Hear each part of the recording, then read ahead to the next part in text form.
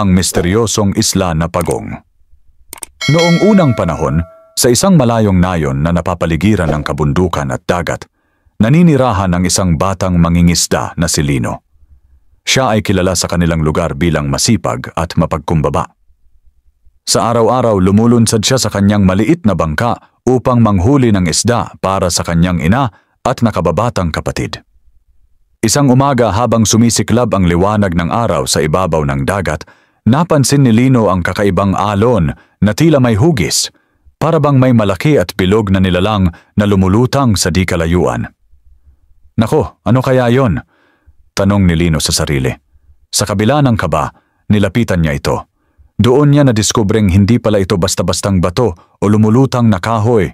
Isa pala itong napakalaking pagong at sa likod nito'y may buong isla na may mga puno, ilog at tila may munting nayon pa. Hindi makapaniwala si Lino sa kanyang nakita. Lumapag siya sa isla sa likod ng pagong at napansin niyang kakaiba ang lahat. Ang mga bulaklak ay kumakanta, ang mga punong kahoy ay marunong magsalita, at ang hangin ay tila bumubulong ng mga kwento ng nakaraan. Bago tayo magpatuloy sa ating kwento, kung mahilig kayo sa mga kagaya nitong kwento, maaari bang pakisubscribe ang ating channel at huwag kalimutang i-like ang ating video. Malaking tulong ito para sa katulad kong content creator. Maraming salamat at magpatuloy na tayo. Bigla siyang sinalubong ng isang matandang babae na may mahabang puting buhok at suot na balabal ng dahon. "Maligayang pagdating, Lino," sabi ng matanda. "Ako si Lola Saka, tagapangalaga ng Isla Pagong." "Paanong nalaman ninyo ang pangalan ko?" gulat na tanong ni Lino. "Matagal ka na naming hinihintay. Ang isla ay unti-unting nawawala sa dagat dahil sa nalilimutan na ito ng mundo.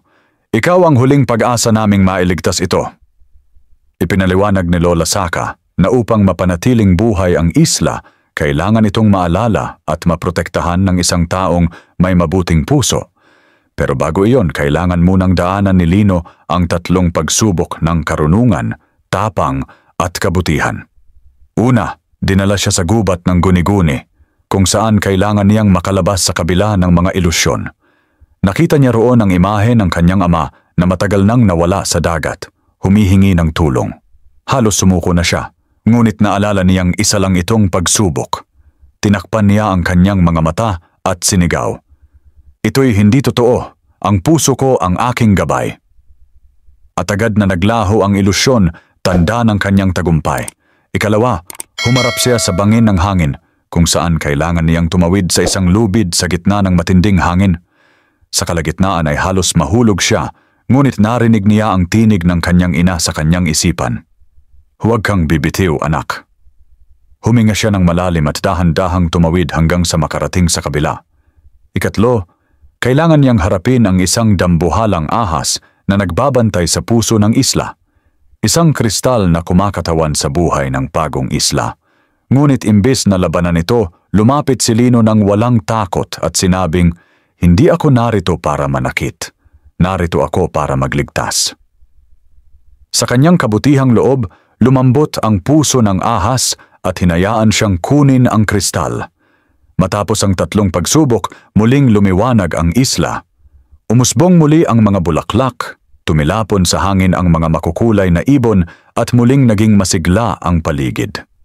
Ang higanteng Pagong ay muling lumutang ng may sigla at lakas. "Lino," ani Lola Saka, "ikaw na ngayon ang bagong tagapangalaga ng isla.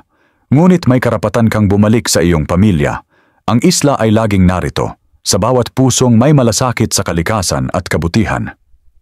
Bumalik si Lino sa kanyang nayon, dala ang kwento ng kanyang mahiwagang pakikipagsapalaran. Hindi niya kailanman binanggit kung saan talaga ang isla, ngunit itinuturo niya sa mga bata ang kahalagahan ng kalikasan, kabutihan at tapang. Sa tuwing tahimik ang gabi at ang alon sa dagat ay tila umaawit, sinasabi ng matatanda, bumisita na naman si Isla Pagong." At sa puso ni Lino, alam niyang naroroon pa rin ito, lumulutang, tahimik at naghihintay sa susunod na bayani. Aral ng kwento, ang tunay na kabayanihan ay hindi laging nangangailangan ng lakas, kundi puso. Sa panahon ng kaguluhan, ang kabutihang loob, tapang at paggalang sa kalikasan ang magliligtas sa atin.